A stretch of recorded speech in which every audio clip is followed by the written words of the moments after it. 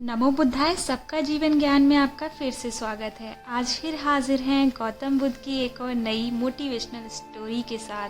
तो जी हाँ दोस्तों, आज की एक और नई मोटिवेशनल स्टोरी है जो कि संबंधित है कि कई बार ऐसा होता है ना, हम अपने घर की बात हर किसी को कह देते हैं और उस बात को कहने से हम अपना ही नुकसान करते हैं। तो जितना हो सके कोई भी बुद्धिमान व्यक्ति अपने घर की ये 7 बातें किसी को ना बताएं। तो चलते हैं, पहले हम कुछ इसके ऊपर तर्क कर लेते हैं, कुछ बात कर लेते हैं। तो अक्सर ऐसा होता है कि हम हर कोई बात सबको बता देते हैं और इससे क्या होता है कि हमारा ही नुकसान होता है और हम ये सोच भी नहीं पाते। लेकिन जीवन बड़ा कठिन है और इस दुनिया में अच्छे से जीना है तो हर कोई बात किसी को नहीं बतानी चाहिए, क्योंकि सबका जीवन में एक जैसा भला सोचने की आदत नहीं होती है। मतलब हर कोई एक दूसरे के लिए भला नहीं सोचता। कोई बुरा इंसान होता है, कोई भला, कोई ऐसा होता है आपसे आपके दिल की सारी बातें पूछ लेगा लेकिन वो अपने दिल की बातें आपको नहीं बताएगा। क्योंकि अक्सर ऐसा होता है हमारे घर में ज़रूरी बातें होती हैं, जैसे माता पिता से, पत्नी से, भाई बहन से। तो हर बात जो होती है ना, ये परिवार के बीच ही रहना चाहिए, परिवार की बातें। तो क्योंकि ऐसा होता है कि एक दूसरे को हम बताते हैं तो इससे लड़ाई चुगली इस तरह की मतलब धारणा पैदा हो जाती है। क्योंकि घर की बात जैसे कि पैसे की बात, कोई भी सुख दुख की बात, कोई झगड़ा की बात अपने परिवार के अंदर ही रखे। तो एक बात जो लगभग आपने सुनी होगी, जो कि हम बचपन से सुनते जा रहे हैं, धीरे धीरे बोलो दीवार के भी कान होते हैं। तो ये बात बिल्कुल सही है दोस्तों। तो हमारे मुंह से कहे गए शब्द जो निकलते हैं वो कभी वापस तो आते नहीं हैं, और जो हम कान में सुनते हैं कई बार ऐसा होता है। दोस्तों चलते हैं अब हम कहानी की तरफ कि गौतम बुद्ध ने इस कहानी में क्या कहा। एक समय की बात है, एक नगर में पिंकू नाम का एक लड़का रहता। वह बहुत ही गरीब लड़का था, बहुत गरीब परिवार से था। उसके पास कुछ भी पैसे नहीं थे। उसके पास 2 वक्त की दाल रोटी भी बड़ी मुश्किल से उसको नसीब होती थी। वह लड़का किसी काम की तलाश में दिन रात काम करने के लिए खोजता, लेकिन शाम होते ही वह घर निराश लौटता। मतलब उसे कोई भी काम नहीं मिला। फिर वह लड़का अपनी पत्नी के सामने अपनी सारी परेशानी की समस्या बता देता। उसने अपनी पत्नी से कहा, मैं जिस भी जगह काम मांगने के लिए जाता हूँ तो हर कोई मुझसे यह कहकर मना कर देता है कि हमारे पास जगह खाली नहीं है या तुम्हारे लिए कोई भी काम नहीं है। तो काम की तलाश करते करते मैं बहुत थक चुका हूँ। मुझे समझ नहीं आ रहा है कि मैं तुम लोगों का पेट कैसे भरूं या कैसे पालूं, परिवार कैसे चलेगा, अपने बच्चों को कैसे बड़ा करूंगा, और ये चिंता मुझे दिन रात खाई जा रही है। यह सुनकर उसकी पत्नी ने कहा कि तुम एक आदमी के पास सिर्फ एक ही काम मांगने के लिए जाते हो और जब वह काम नहीं देते तो तुम दोबारा जाते नहीं हो। अगर उनसे काम लेना है तो तुम्हें हमदर्दी जतानी होगी, तुम्हें उनसे हमदर्दी हासिल करनी होगी, अपनी गरीबी दिखानी होगी, ताकि वह लोग तुम्हारी मजबूरी देखकर तुम्हें काम पर रख लें।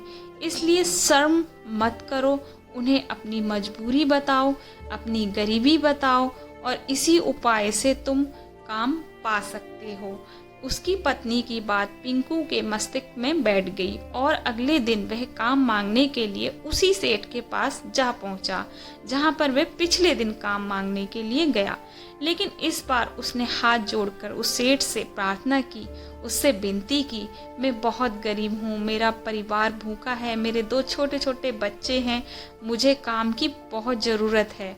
वो जो भी पैसा देंगे वह उससे संतुष्ट हो जाएगा, पर कृपा करके मुझे अपने यहाँ काम पर रख लें। उसकी यह हालत देखकर उस सेठ ने उसे अपने पास काम पर रख लिया। वह रोज वहाँ पर काम पर जाने लगा।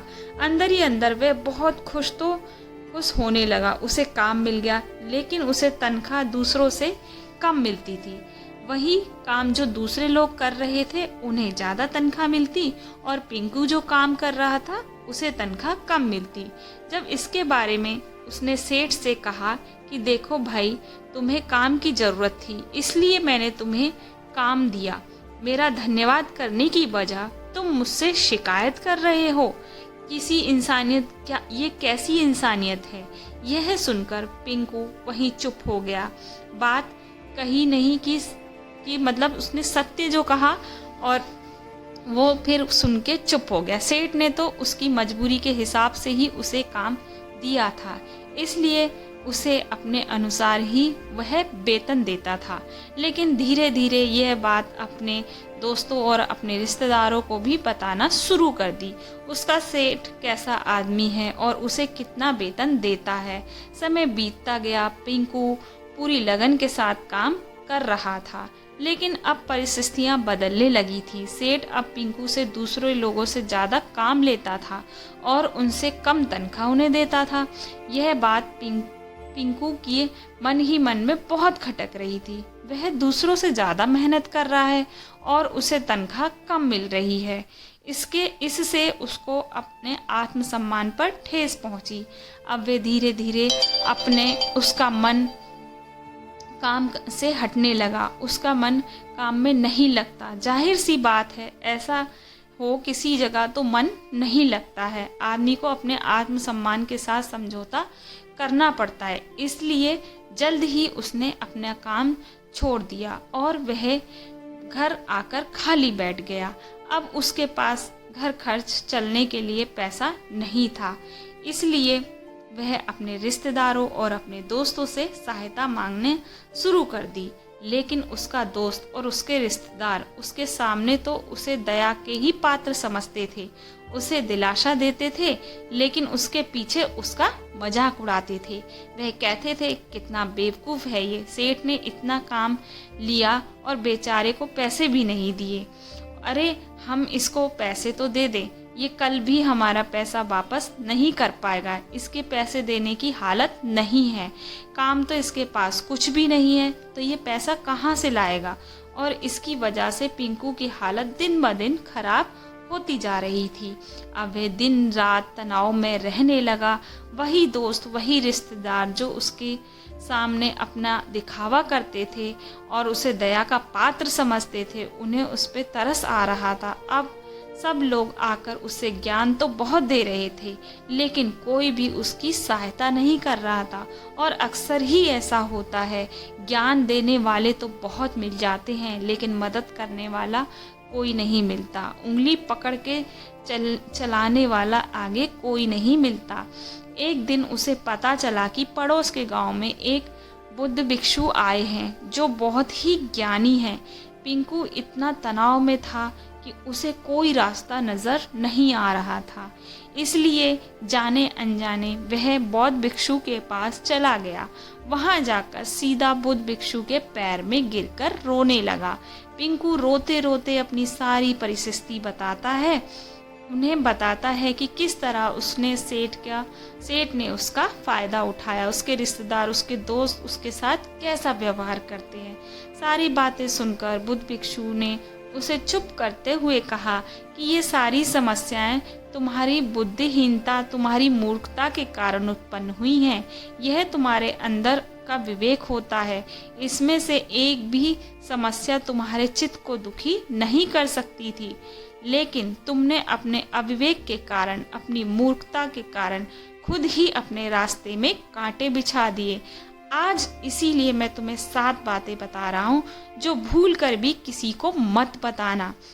इन बातों का अनुसरण करते हुए तुम बाहर से मिलने वाले दुखों को तो दूर कर सकते हो, वे जो बेवजह की दुनिया की वजह से तुम्हारे अंदर पनपते हैं। तो जो पहली बात है जो आपको किसी को नहीं बतानी, वो है अपनी मजबूरी। जी हाँ दोस्तों, पहली बात जो है वो आपको किसी को नहीं बतानी, अपनी मजबूरी। अपनी मजबूरी का दिखावा करके दूसरों का दया का पात्र बनकर उनकी सहायता लेने की गलती कभी मत करना। हो सकता है कि आज वो तुम्हारी मजबूरी देखकर तुम्हारी सहायता कर दें, लेकिन कल वे तुम्हारा फ़ायदा उठाने की दोबारा सोचेंगे, और अगर फ़ायदा उठा भी लिया तो दूसरे के सामने तुम्हारा मजाक भी बनाएंगे। आदमी कभी दोबारा यह नहीं सोचेगा, इसलिए कभी भी अपनी मजबूरी का दिखावा ना करें। अगर घर में 2 रोटी हैं, सूखी रोटी है, तो वही खाकर सो जाओ, लेकिन दूसरे के सामने अपनी मजबूरी मत दिखाओ। जरा आप खुद सोचो, मजबूरी बनने के लिए जरूरी क्या होता है? एक इंसान का ये तो दूसरों से सहानुभूति करना चाहता है, या तो उनसे कोई आर्थिक मदद चाहता है। लेकिन दोनों ही परिस्थिति में आप देखो तो दूसरा आदमी आपका फायदा उठाने से दोबारा नहीं सोचेगा। और अगर वह फायदा नहीं भी उठाएगा तो अपनी नज़र में तो आपको वह मूर्ख ही समझेगा, बेवकूफ़ समझेगा, और दूसरों के सामने आपका मजाक तो ज़रूर बनाएगा। इसलिए अपनी मजबूरी के बारे में किसी को मत बताना। दूसरी बात जो किसी को नहीं बतानी चाहिए, अपने अतीत की गलतियां और भविष्य की रणनीतियां। जी हाँ दोस्तों, दूसरी जो बात है वो है अपने अतीत की गलतियां और भविष्य की रणनीतियां। जरा सोचो कि अगर हम अपने अतीत की गलतियां किसी दूसरे को बताते हैं तो इसका क्या प्रभाव होगा। वह गलतियां ठीक तो नहीं की जा सकती हैं, तो उन्हें बताने की क्या ज़रूरत है। आप अपने अंधेरे पक्ष को खुद दुनिया के सामने क्यों बता रहे हो?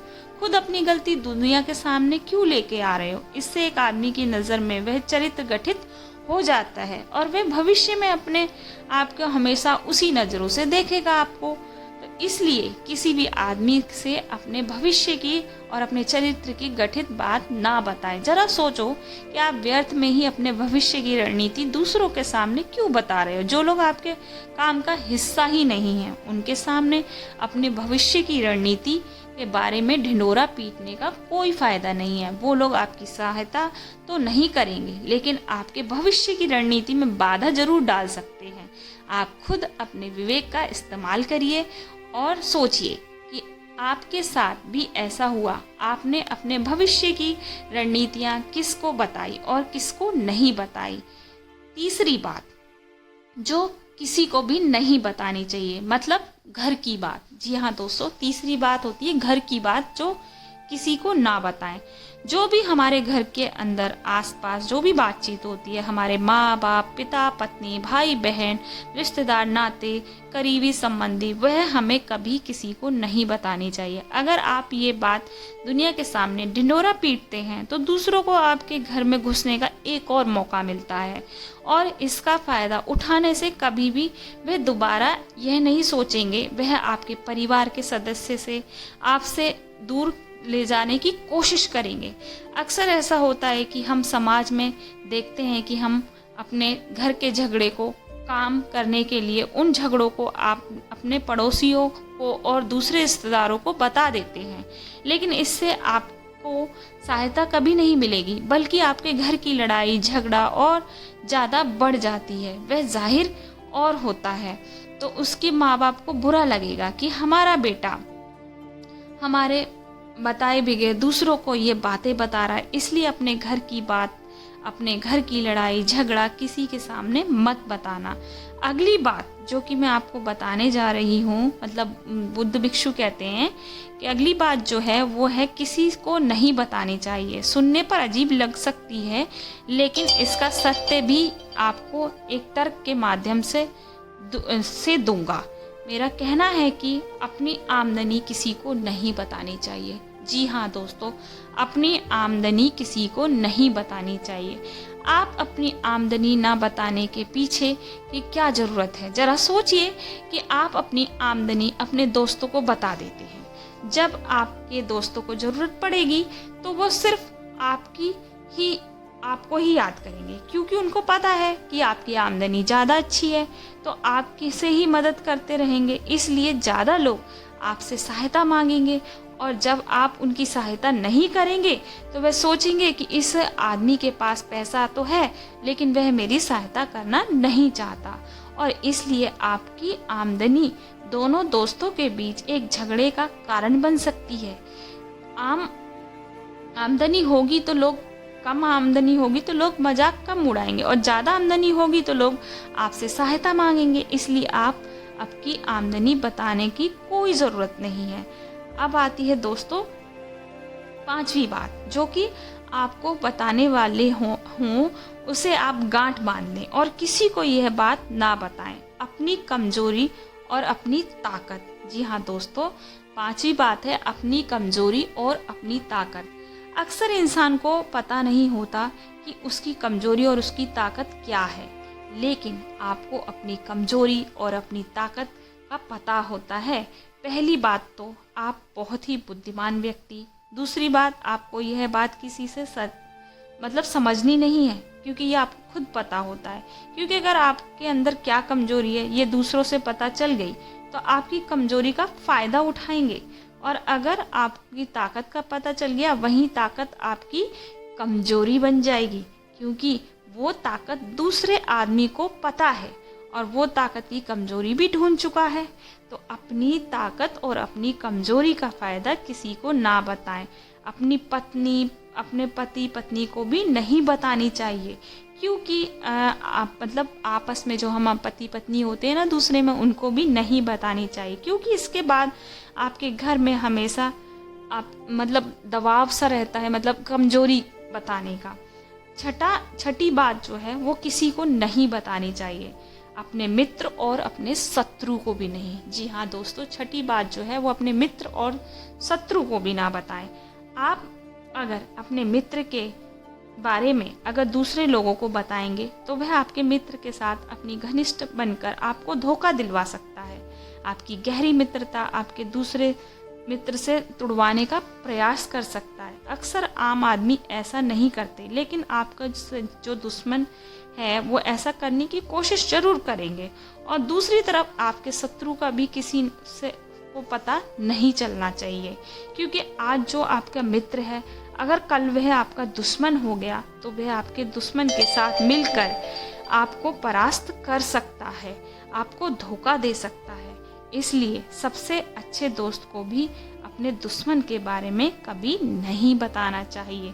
सातवां और आखिरी बात जो आपको बताने जा रहा हूँ किसी को भी नहीं बतानी चाहिए, वह है दान करना। दान करना, जी हाँ दोस्तों, दान करना भी किसी को नहीं बताना चाहिए। आप जो दान करते हैं तो दान के बारे में किसी को नहीं बताना, नहीं कि दान व्यर्थ हो जाता है। बेकार का ढिंडोरा ना पीटें कि आपने इतना दान दिया, आपने उतना दान दिया। कितना भी दानी पुरुष क्यों ना हो, उसे अपने दान के बारे में नहीं बताना चाहिए, और यह आपके अंदर एक अहंकार निर्मित करेगा। इसलिए दान गुप्त रूप से किया जाता है, अच्छा होता है, उतना ही फलदायी होता है। जब आपको बायां हाथ दान कर रहा है तो दायां हाथ को भी नहीं पता चलना चाहिए कि आपने कितना दान किया है। ये 7 बातें जो बुद्ध भिक्षु ने पिंकू को बताई, इनमें से संसार की सभी सिद्धांत छिपे हुए हैं।